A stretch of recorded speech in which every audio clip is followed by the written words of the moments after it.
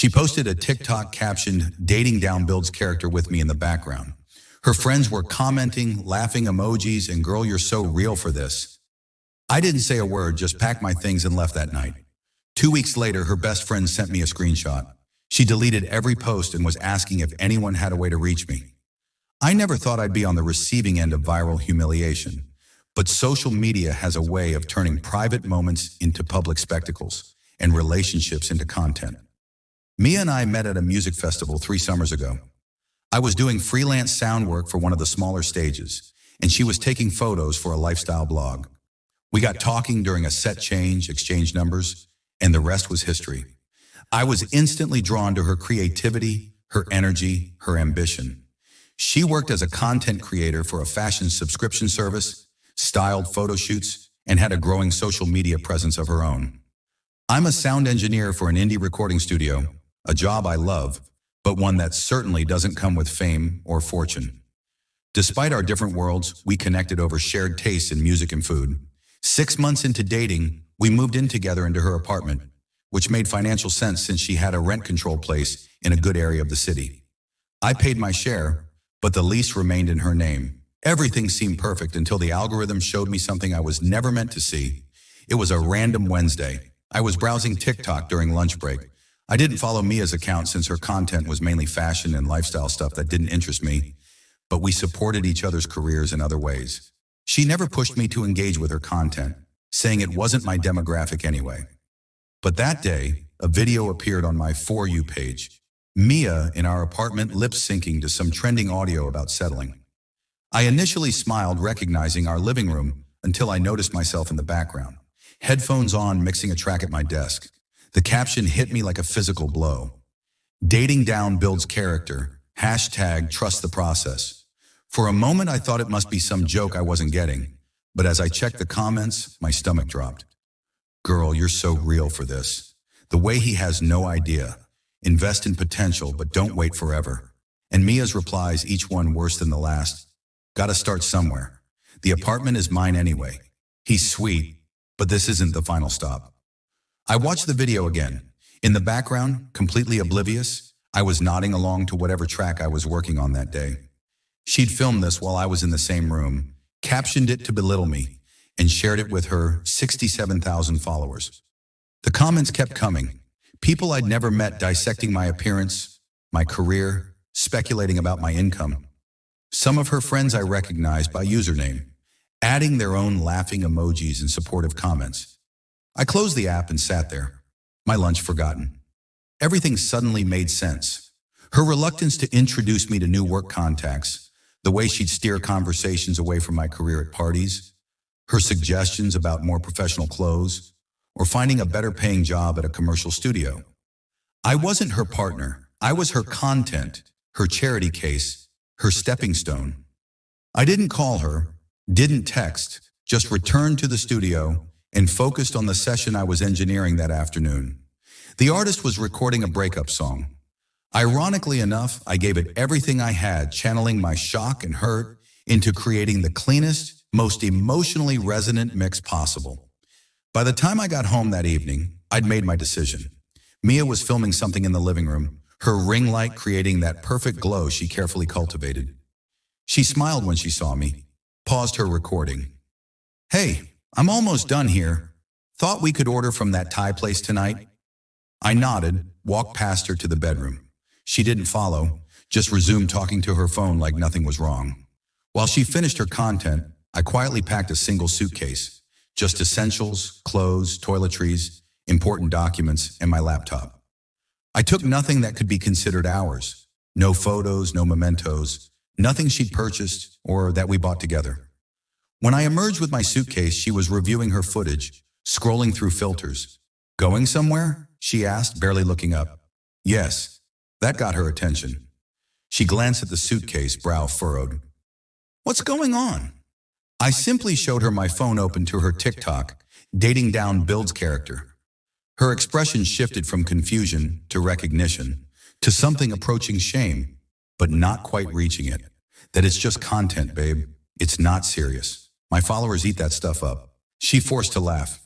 "It's just a persona I play online. The comments from your friends, those a persona too. She set her phone down, suddenly defensive. You're overreacting. Everyone exaggerates for social. It's not real life. It's real enough that you filmed me without my knowledge, mocked me to tens of thousands of people, and let your friends join in. I picked up my suitcase. If I'm holding you back from whatever level you think you should be dating at, I'll remove myself from the equation. Don't be dramatic. She stood now annoyed. It's just a stupid video. You're going to throw away our relationship over this. Our relationship ended the moment you decided I was content rather than a partner. I headed for the door. I'll arrange to get the rest of my things later. Wait, where are you going? We need to talk about this. This is my apartment too. Exactly. It's your apartment, as you pointed out in your comments. I'm sure you'll be fine without my portion of the rent. I turned back one last time. I hope the engagement was worth it. She called after me as I walked out, her voice rising in panic as the reality sank in. I didn't answer. Just got in my car and drove to a friend's place where I'd arranged to crash until I figured out next steps. That night, my phone blew up with messages from Mia ranging from defensive. It was just a joke to angry. You're proving my point by being so sensitive to tearful apologies. Please come home. I'll delete it right now.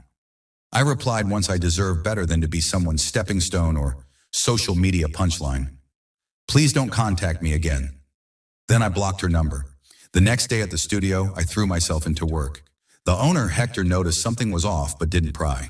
He just handed me our most challenging project, a vocalist with perfect pitch, but terrible timing, and said, "Thought you might want something to really focus on." I was grateful for the distraction and the implicit support. That evening, Mia's roommate from before we moved in together, Jasmine, messaged me. We'd always gotten along well, bonding over our shared love of underground hip-hop that Mia found too aggressive. Just checking you're okay. What Mia did was messed up. A bunch of us have called her out privately. I appreciated the gesture, but kept my response brief. I wasn't interested in turning her friends against her or creating more drama. I just wanted space to heal and move forward. 3 days after I left, something unexpected happened. The artist whose breakup song I'd engineered the day I discovered the TikTok posted a snippet on his Instagram, tagging me in the studio. It caught attention in our local music scene, not internet breaking viral, but industry noticed. By the end of the week, my professional Instagram followers had doubled, mostly local musicians and producers. Hector called me into his office the following Monday. "So that track is getting serious attention," he said, leaning back in his chair. "I've had calls from 3 indie labels asking who engineered it." I nodded, not sure where this was going.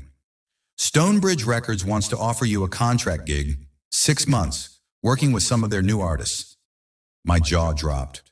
Stonebridge was one of the most respected independent labels in the region, the kind of opportunity sound engineers in our city hope for. "It's based out of Seattle," Hector continued. "I'd hate to lose you, but this is the kind of chance you don't pass up." I sat there stunned. A week ago, I'd been mocked online for my lack of potential in exactly this industry. Now I was being offered a significant step up. When would they need an answer? End of the week. They emailed over the details already. I spent the next few days carefully considering the offer, consulting with industry friends, negotiating terms. It was legitimate, solid, and potentially career-changing. By Friday, I'd accepted. That weekend, I arranged to collect the rest of my things from Mia's apartment while she was at a content creator meetup. A mutual friend supervised to ensure everything went smoothly. I took only what was indisputably mine, leaving even gifts she'd given me. As I was packing the last of my studio equipment, my friend looked uncomfortable. "You should know, Mia's been having a rough time. Her engagement dropped after she deleted that TikTok and a bunch of other posts with similar vibes. Some brand deals are on hold." I paused. "She deleted it?" "Yeah. And a bunch of others." Apparently, her followers called her out pretty hard once the initial wave of support died down. People started commenting that it was toxic and mean. Then a couple of larger creators stitched it, using it as an example of relationship red flags. I hadn't sought revenge or public vindication. I'd simply removed myself from a situation where I wasn't respected. The rest had happened organically, the natural consequences of putting cruelty online for clout. "I'm not celebrating her downfall," I said honestly. "I just couldn't stay with someone who saw me that way." My friend nodded. For what it's worth, I think she genuinely regrets it. Not just the consequences, but what she did. Maybe that was true, but regret wasn't enough to rebuild the trust that had been shattered. 2 weeks after I'd left, as I was finalizing arrangements for my move to Seattle, I received a message from Jasmine with a screenshot attached. It was Mia's private Instagram story, a black background with white text reading, "Does anyone have a current way to contact Ray? It's important." Jasmine's message said, "Thought you should know she's looking for you. She found out about the Stonebridge deal from someone at the studio and has been telling everyone how she always believed in your potential. Just a heads up in case she finds a way to reach out." I thanked Jasmine for the warning, but took no action. Mia's sudden renewed interest in me, now that my career was taking off, told me everything I needed to know about her character. 3 days before my planned move, Mia managed to reach me through a professional email address she found on the studio's website. "Ray, I need to talk to you. Please. I know I messed up badly, but you have to let me explain. I never meant to hurt you. It was stupid content for engagement, not how I really felt. I'm so proud of your new opportunity. I always knew you were talented. Please give me a chance to make things right. I miss you. I love you." I sat with the email for a day before responding. "Mia, I wish you well in your career and life. What happened between us wasn't a misunderstanding or a joke taken wrong. It was a fundamental lack of respect. This new job doesn't validate me just as your TikTok didn't define me. I'm the same person I was before doing work. I'm proud of the differences. I now understand my worth better. Please don't contact me again." I moved to Seattle the following week. The Stonebridge gig was challenging, exhilarating, everything I'd hoped for professionally. I found a small but comfortable apartment, made new friends, and slowly began dating again, cautiously, with better boundaries. 6 months later, when my contract was extended and then made permanent, I allowed myself to reflect on how dramatically my life had changed because of a single TikTok. Occasionally, I'd hear updates about Mia through mutual connections. She'd pivoted her content toward authentic relationships and personal growth, posting apology videos and speaking about toxic internet culture. Ironically, gaining more followers than she'd had before. She never named me or referenced the specific incident, but those who knew knew. Recently, I engineered a track that's getting solid radio play in the Pacific Northwest. During a brief interview with a local music blog about the project, the writer asked if there was a defining moment in my career journey. There was a point where I had to decide what I valued more: external validation or internal integrity, I answered. Choosing integrity created space for everything else to fall into place. I didn't mention Mia, TikTok, or dating down. Those details weren't necessary. The lesson was what mattered. Sometimes the most powerful response to public humiliation isn't a grand gesture of revenge or a public call-out. It's simply removing yourself from the situation, focusing on your growth, and letting the universe handle the rest. I didn't need to tear Mia down to rise. Walking away with dignity intact was all the statement I needed to make. Update. Since this post gained traction, I want to clarify something. This isn't a story about career success validating someone's worth.